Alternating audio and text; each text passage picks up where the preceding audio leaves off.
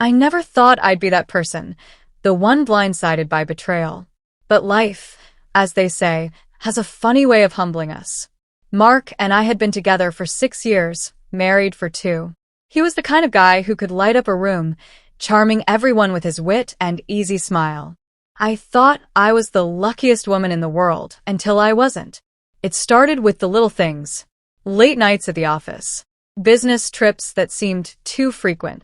And then the phone calls he would take in another room, claiming they were work-related. At first, I told myself I was being paranoid. But deep down, I knew something was off. The man who once couldn't go a day without telling me how much he loved me now barely glanced my way. One evening, I decided to check his phone. Not something I'm proud of, but desperation does strange things to a person. What I found shattered my world. Text messages to a woman named Vanessa. Flirty, intimate texts. Promises of a future together. I felt like the ground beneath me had crumbled. When I confronted him, he didn't deny it. In fact, he looked relieved. "It's true," he said, his tone calm, almost rehearsed. "Vanessa and I are in love. I'm leaving." That was it. 6 years together ended in a single, cold conversation.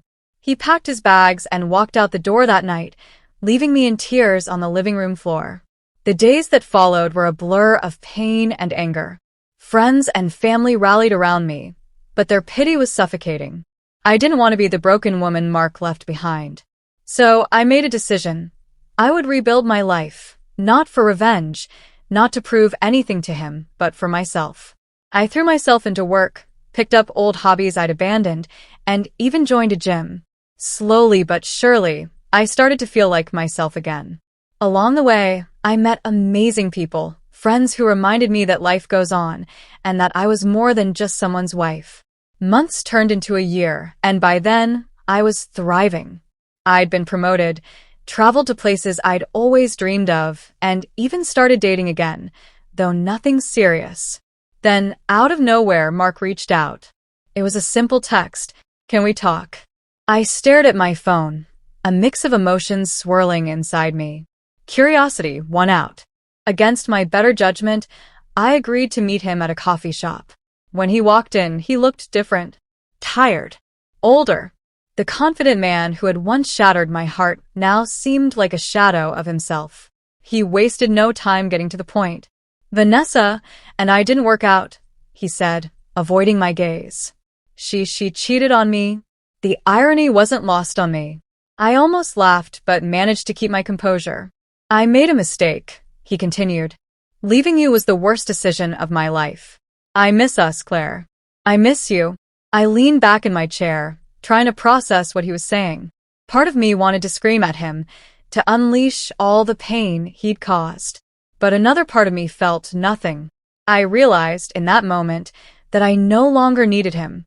I let him finish his plea, then calmly replied, "Mark, I'm glad you've realized your mistake. But the truth is, I don't miss us. You didn't just leave me, you destroyed my trust. And while I've forgiven you, I've also moved on." He looked stunned, as if he'd expected me to welcome him back with open arms. But I wasn't done. "You taught me something valuable," I said. "I deserve someone who chooses me every day, not just when it's convenient for them. I hope you find what you're looking for, Mark, but it won't be with me." I stood up, paid for my coffee, and walked out without looking back. That encounter was the closure I didn't know I needed. It reaffirmed everything I'd worked for in the past year. I wasn't the woman Mark had left behind. I was stronger, wiser, and finally at peace. As for Mark, I heard through mutual friends that he tried to patch things up with Vanessa, only to be burned again. Karma has a way of coming full circle, I suppose. And me? I'm happier than ever. Sometimes, life's greatest blessings come wrapped in the most unexpected disguises. Moral of the story: betrayal hurts, but it doesn't define you. You're stronger than you think, and sometimes the best revenge is simply moving on and thriving.